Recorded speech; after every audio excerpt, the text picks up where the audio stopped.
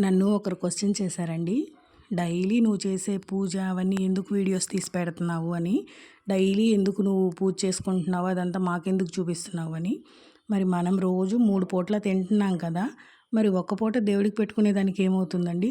ఉదయం కుదరకపోతే సాయంత్రం పెట్టుకుంటాము. సాయంత్రం కుదరకపోతే ఉదయం పెట్టుకుంటాము. ఎవరో ఒకరం ఇంట్లో ఉన్నవాళ్ళం స్నానం చేసి దేవుడి దగ్గర ఒక దీపం వెలిగిస్తే ఎంత ప్రశాంతంగా ఉంటుంది. మనమేమన్నా పస్తుంటున్నామా? మనం 3 పూటలా తింటున్నాంగా. దేవుడికి కూడా అంతేనండి దీపారాధన. ముందు దేవుడికి దీపారాధన చేసుకున్న తర్వాతే ఇంట్లో ఏ పనైనా.